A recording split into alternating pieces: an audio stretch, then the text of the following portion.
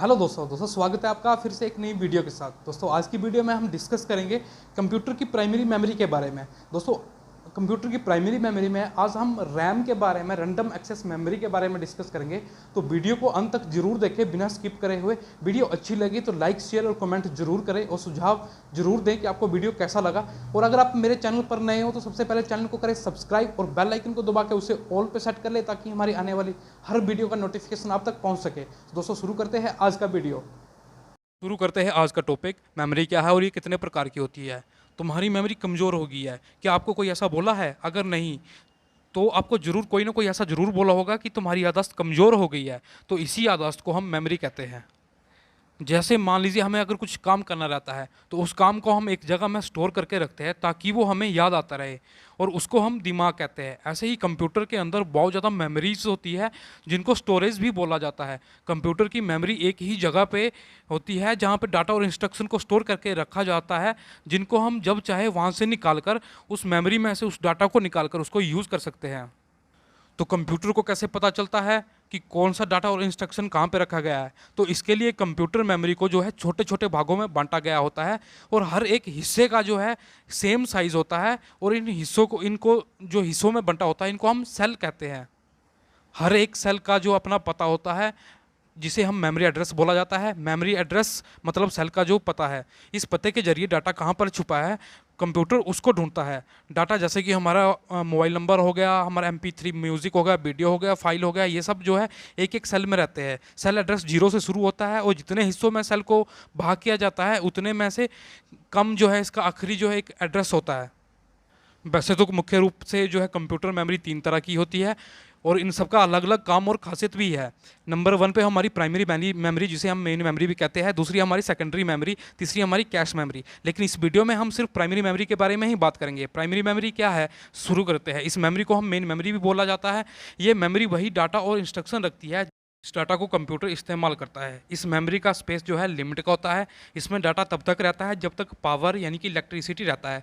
जब हम इलेक्ट्रिसिटी बंद हो जाती है तो हमारा डाटा भी गायब हो जाता है। ये सेमीकंडक्टर से बनी होती है और इसकी जो रफ्तार है रजिस्टर से कम होती है। और कंप्यूटर के अंदर जितना भी डाटा और इंस्ट्रक्शन रहता है वो इसी मेमोरी में प्रोसेस्ड होती है।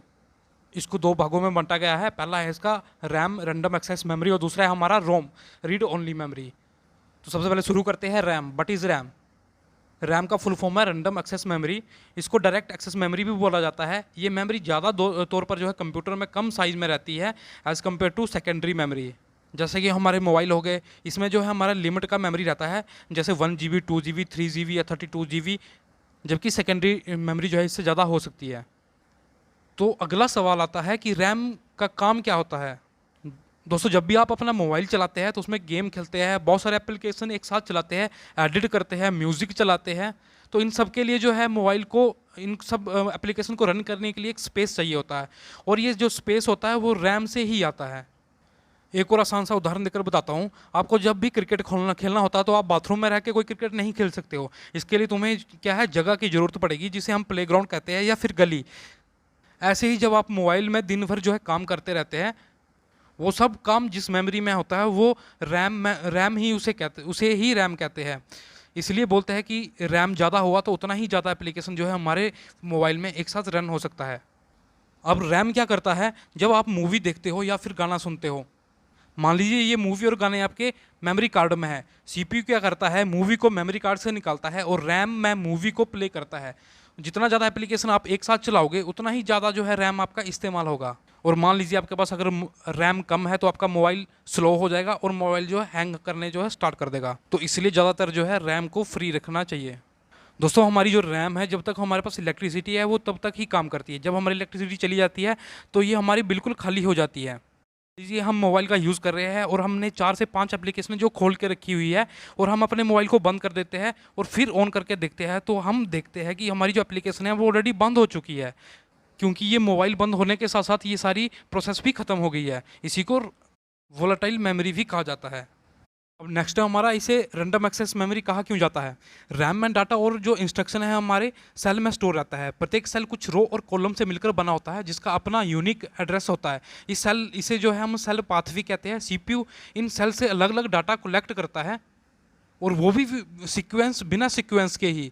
मतलब कि जो रैम है हमारा, जितना भी हमारा डाटा हमारा अवेलेबल है उसको रैंडमली जो है एक्सेस किया जाता है। इसकी इसी विशेषता के कारण इसको जो है रैंडम एक्सेस मेमोरी कहा गया है। अगर हम इसकी कैरेक्टरिस्टिक्स की बात करें तो ये वोलेटाइल मेमोरी है। ये महंगी होती है दूसरी मेमोरी की तुलना में। इसकी कैपेसिटी कम होती है सेकेंडरी मेमोरी की तुलना में। स्पीड की बात की जाए तो ये सेकेंडरी मेमोरी से काफ़ी हद तक स्पीड जो है इसकी ज़्यादा होती है। और जब बिजली बंद हो जाती है तो ये मेमोरी खाली हो जाती है। सारे प्रोग्राम, एप्लीकेशन, इंस्ट्रक्शन इसी मेमोरी पर ही चलते हैं। इस मेमोरी को सीपीयू जो है यूज़ करता है। इसको कंप्यूटर की वर्किंग मेमोरी भी कहा जाता है। दोस्तों नेक्स्ट हम डिस्कस कर लेते हैं कि रैम कितने प्रकार की होती है। मुख्यतः हमारे पास दो प्रकार की रैम पाई जाती है, स्टैटिक रैम और डायनेमिक रैम। स्टैटिक रैम क्या होता है? ये स्टैटिक शब्द से ही हमें पता चलता है कि ये स्थिर है, यानी कि स्टैटिक है। इसमें डाटा तब तक रहेगा जब तक इसमें बिजली आती रहेगी। इसको एस रैम भी बोला जाता है। ये 6 ट्रांजिस्टर इस्तेमाल करके बनाया जाता है और कोई भी इसमें कैपेसिटर यूज़ नहीं होता है।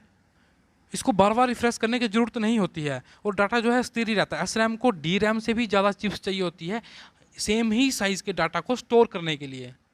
इसलिए एस रैम को बनाने में पैसे जो है अधिक लगते हैं डी रैम की तुलना में, यानी कि डायनेमिक रैम की तुलना में। इसकी करैक्टरिस्टिक्स की बात करें तो दोस्तों ये बहुत ही दिनों तक चलती है। इसको बार बार रिफ्रेश करने की ज़रूरत नहीं होती है कि ये काफ़ी तेज़ होती है। इसको कैश मेमोरी के लिए इस्तेमाल किया जाता है। इसकी साइज़ जो है ज़्यादा रहती है और ये दूसरों की तुलना में महंगी है और इसको ज़्यादा पावर चाहिए होती है यूज़ करने के लिए। नेक्स्ट है हमारा डायनेमिक रैम। इसको डी रैम भी बोला जाता है। ये एस रैम के बिल्कुल अपोजिट होता है। इसको बार बार रिफ्रेश करने की ज़रूरत होती है। अगर डाटा को बरकरार रखना है तो ये केवल तभी संभव हो सकता है जब इस मेमोरी को एक रिफ्रेश सर्किट के साथ जोड़ा जाए। अधिकांश समय इस डी रैम को सिस्टम मेमोरी बनाने में इस्तेमाल होता है। ये डी रैम एक कैपेसिटर और एक ट्रांजिस्टर से बना होता है। इसकी करैक्टरिस्टिक्स की बात करें डायनेमिक रैम की तो ये बहुत कम दिनों तक चलती है। इसको बार बार रिफ्रेश करने की ज़रूरत होती है। ये धीमी होती है। इसको कैश मेमोरी के लिए इस्तेमाल किया जाता है। ये सस्ती होती है दूसरों की तुलना में और कम पावर चाहिए होता है इसके लिए। ज़्यादा रैम होने के क्या क्या फ़ायदे हैं? हम एक एग्जांपल लेते हैं। मान लीजिए हम किसी ऐसे कार्यस्थल पर काम कर रहे हैं जहाँ पे 4 लोगों की ज़रूरत है, लेकिन स्पेस कम होने की वजह से वहाँ पे सिर्फ 2 ही लोग काम कर पा रहे हैं। तो नेचुरल सी बात है वो काम जो है हमारा बहुत ही स्लो होगा। अगर मान लीजिए हमारे पास स्पेस ज़्यादा रहता है तो वहाँ पे हम 2 की जगह 4 लोग भी काम कर सकते हैं और वही काम जो है हम जल्दी भी कर सकते हैं। तो ये सेम कंडीशन जो है हमारी रैम के साथ भी होती है, मोबाइल के साथ भी और जो हमारे कंप्यूटर के साथ भी होती है। जितनी ज़्यादा रैम होगी हम उतनी ही ज़्यादा एफिशिएंसी के साथ काम कर सकते हैं। अब अगला सवाल उठता है, क्या फ़ोन की रैम और पीसी की रैम में कोई अंतर है? ज़्यादातर मोबाइल प्रोसेसर में जो है LPDDR इस्तेमाल होता है, जबकि कंप्यूटर में जो है PCDDR का इस्तेमाल होता है। ज़्यादातर मोबाइल प्रोसेसर को ARM आर्किटेक्चर का इस्तेमाल करके डिज़ाइन किया जाता है, वहीं पीसी रैम को जो है इंटेल x86 आर्किटेक्चर के हिसाब से बनाया गया होता है।